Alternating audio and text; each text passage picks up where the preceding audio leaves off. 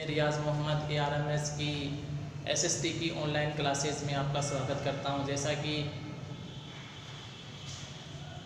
जैसा कि फ्रेंड्स, आपने मुझसे कुछ पूछा था कि भाई सर, केंद्र सरकार है 7th जो चैप्टर अपना केंद्र सरकार के बारे में, उसके बारे में कुछ वीडियो बना करके डालिए। तो मैं आपका इसी 7th चैप्टर पे जो वीडियो बना करके बता रहा हूँ मैं आपको।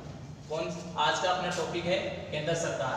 ये अपने 6 नंबर का चैप्टर है और इसमें से 7 अंक का क्वेश्चन आता है। ठीक है, तो सबसे पहले अपन केंद्र सरकार है तो इस सरकार के बारे में ही अपन डिस्कस करते हैं कि कोई भी राज्य या देश होता है तो उसके लिए मूर्त रूप में, यानी मूर्ति बनकर के एक तरह से मूर्त रूप प्रदान करने वाली जो संस्था होती है उसी को अपन क्या कहते हैं? सरकार कहते हैं। राज्य क्या करती है? मूर्त रूप प्रदान करती है, यानी सरकार बोलती नहीं है। सरकार के जो कर्मचारी होते हैं या सरकार के अंदर जितने भी व्यक्ति शामिल होते हैं, जिसको अपन कहते हैं मंत्रिपरिषद, वही सदस्य क्या करते हैं? उनका डिपार्टमेंट अलग अलग हिस्सों में बटा हुआ रहता है, वही क्या करते हैं? बोलते हैं। सरकार नहीं बोलती है, बल्कि सरकार के सदस्य बोलते हैं। सरकार तो क्या रहती है? मूर्त रहती है, एक मूर्ति की तरह रहती है। तो इसमें अपन पढ़ेंगे सरकार की अंग कि सरकार वैसे मूर्त रूप है तो सरकार के जो अंग हैं वो 3 होते हैं। तो पहला है सरकार का अंग आपका व्यवस्थापिका। व्यवस्थापिका क्या करती है? कानून को बनाती है।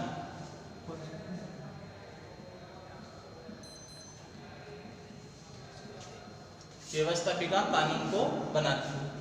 अब इस व्यवस्थापिका का मुख्य जो कार्य है वो है कानून को बनाना। कि कोई भी मान लो कि अपने सरकार किसी भी नियम को लागू कर रही है तो उसको बनाने का काम कौन करेगी? व्यवस्थापिका। अब ये व्यवस्थापिका है तो इस व्यवस्थापिका में कौन कौन शामिल होते हैं? तो इसमें पहला आपका राष्ट्रपति। राष्ट्रपति के बारे में आप सभी जानते हो कि भारत का प्रथम नागरिक होता है और सर्वोच्च पद पर आसीन होता है, लेकिन जो शक्तियां हैं उनका ये पूर्णतया प्रयोग नहीं करता है। प्रधानमंत्री इसकी वास्तविक शक्तियों का प्रयोग करता है। वैसे देखा जाए तो अपन इस राष्ट्रपति को एकमात्र रबड़ की मोहर के नाम से भी जानते हैं। दूसरा आता है इसमें लोकसभा, जो होती है संसद। और संसद के 2 पार्ट यही है आपके, लोकसभा और राज्यसभा।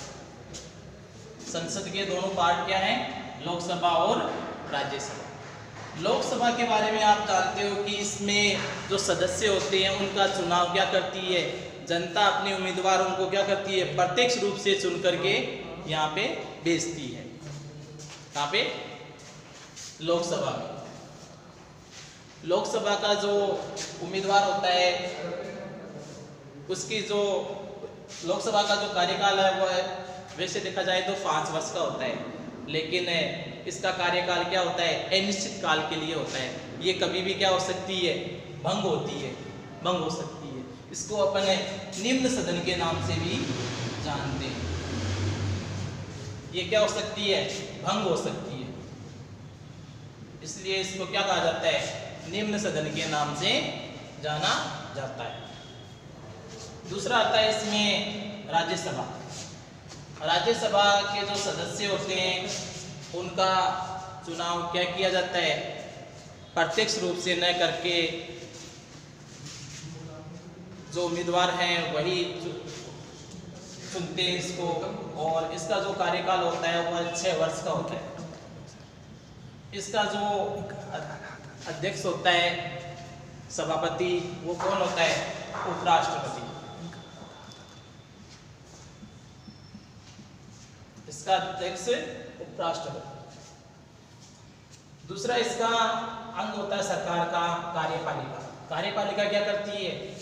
देखो, व्यवस्थापिका करती है, कानून को बनाती है। कार्यपालिका क्या करती है? कानून को लागू करती है। कानून को लागू करने का काम किसका होता है? कार्यपालिका का। राष्ट्र इसमें भी कुछ सदस्य होते हैं, कार्यपालिका अकेले काम नहीं कर सकती है।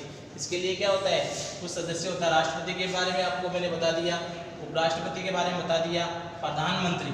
अब प्रधानमंत्री कौन होता है, प्रधानमंत्री को कैसे चुना जाता है भाई, कि लोकसभा के जो सदस्य हैं उन्हीं में से क्या किया जाता है, जो सदस्य अपने में से एक नेता है उसका चुनाव करते हैं और उससे प्रधानमंत्री पद के लिए चुन लेते हैं कि भाई ये हमारे में से इतने हम सांसद हैं, इनमें से प्रधानमंत्री का इसका सिलेक्शन किया जाए। फिर आता है इसकी मंत्रिपरिषद। प्रधानमंत्री क्या करता है, राष्ट्रपति की सलाह पे मंत्रिपरिषद के नाम देता है और उनका चयन करता है। तीसरा जो अंग है वो आता है आपका न्यायपालिका। न्यायपालिका का कार्य होता है,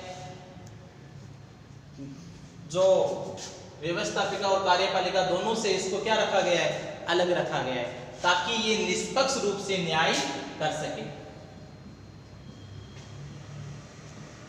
निष्पक्ष न्याय कर सके। इसलिए इस न्यायपालिका को इन दोनों से क्या रखा गया है, अलग रखा गया है। और इसका कार्य क्या होता है, न्याय करना निष्पक्ष रूप से और किसी प्रकार का कोई भेदभाव न करके निष्पक्ष रूप से न्याय करना ही इसका कार्य होता है। सर्वोच्च जो न्यायालय है वह अपना दिल्ली में स्थित है। Thank you. वीडियो को शेयर और लाइक कीजिए।